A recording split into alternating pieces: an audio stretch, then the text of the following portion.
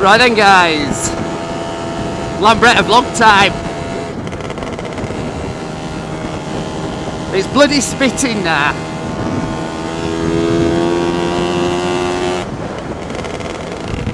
It's only bloody spitting. Thought I'd come out for a bez. Got some holiday from work. I've got quite a lot of holiday, to be quite honest, to take. And I have a tendency not to bother bloody using it, and then it'll come towards end of working year and I'll have loads of holiday, and then I try and book it off and you can't because everybody's in the same boat. So anyway, that's what I'm doing. I'm on holiday. So I'm out for a bez.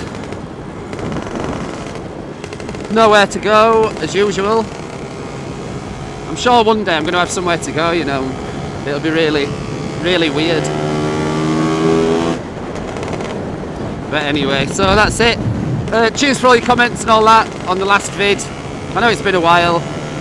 I'm not going to make any excuses and that. It's just, it's been a while. Sorry. Struggling to actually remember the questions that people were asking. But I know that one of them was, from whoever it was, said, are you likely to build another scooter?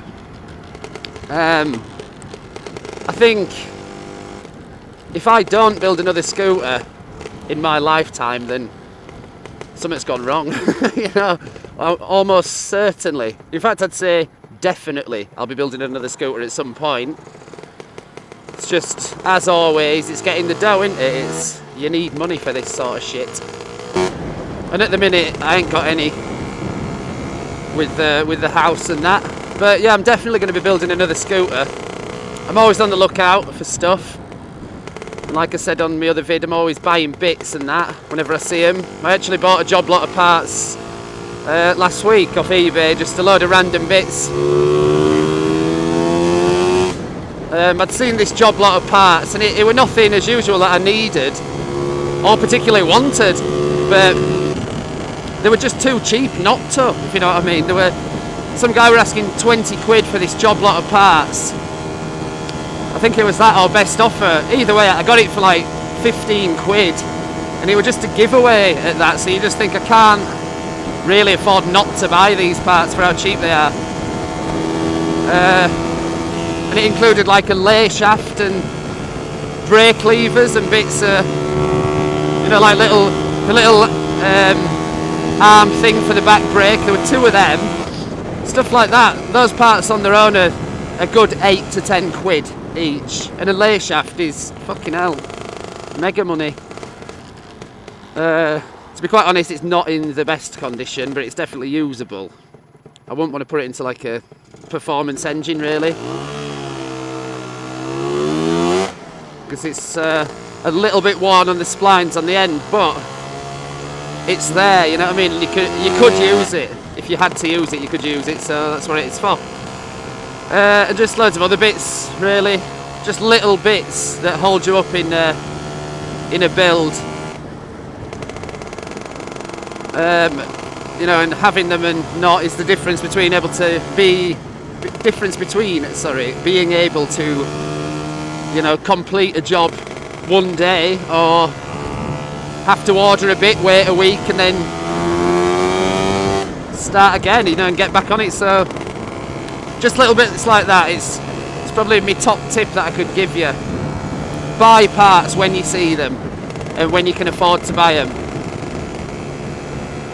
because they will come in. If you're out like me and you're likely to be building engines and stuff in the future and building bits of stuff, it really is the best tip.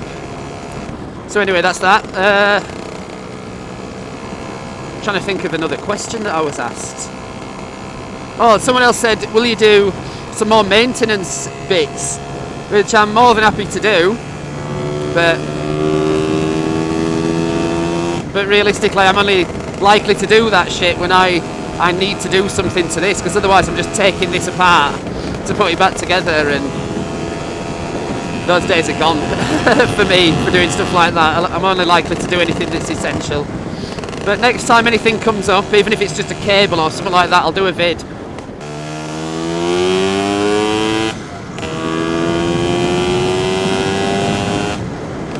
The last cable that broke, I was actually on the way to work. So I sort of had to just fix it on the fly. So, I mean, whilst I had the camera with me, I wasn't really in the right mindset of making a vid about what I was doing. I just wanted to get it fixed and get off to work, sort of thing. So I'll have a look at my cables, because I do change them periodically before they actually go. Well, that's the idea anyway, to keep an inspection on them and make sure that, you know, if they look like they're fraying and they look like they're going to go, just to take them off and do it. Which seems like a bit of a ball ache at the time, but it's much easier than doing it at the side of the road.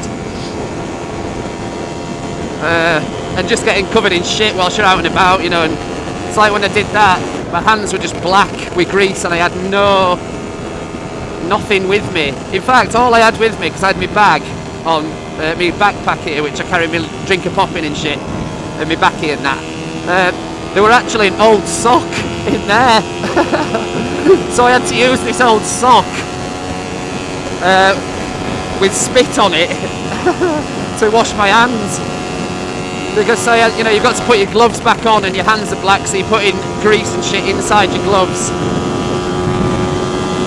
And your gloves are just, well, dirty on the inside. Another thing is, when you're doing something side of road, the chances are, if you ride anything like I do sometimes, you are likely to have overtaken a lot of cars and stuff and filtered and this and that. And then if you're broken down at the side of the road further on, it's, you know, it's a bit embarrassing, isn't it? It's a bit embarrassing. People tend to beep their horns at you and say, wanker, out of the window. But that might just be me. There's a good chance that might only apply to me. But that's what tends to happen. So yes, that's a good tip. Keep an eye on your cables and get them fettled and changed before they go. It's a great idea. Another tip is, if it does go or anything when you're out and about, if you can make it, try and get down a back street or something, or pull into a housing estate or something, you know, like off the main road. Even if it's just like a psychological thing, it just takes the stress out of it a little bit if you're tucked away somewhere and you're not actually sat there at the side of the road with everyone looking at you. So there's a couple of tips for you. Coming down into Huddersfield here. That's Huddersfield Castle right in the distance on the top of the hill, if you can make it out there. Fuck it, let's go up Huddersfield Castle. We're going up that castle there. I think from what I remember, this turning's just like a little driveway. And I think I might have flown past it last time. So let's see, shall we? Right, this is it, it's up here. It's up here, look. Ugh. God, look at this. It's a first gear bend. Come on, baby. Oh my God.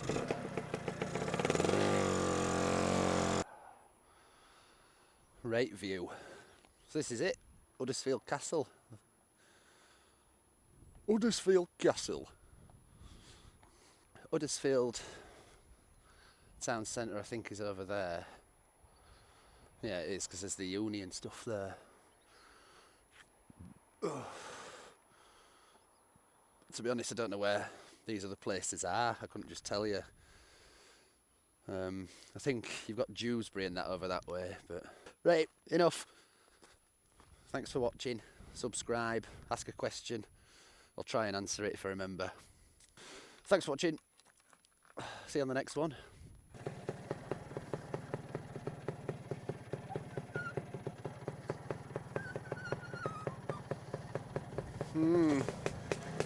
I don't like this.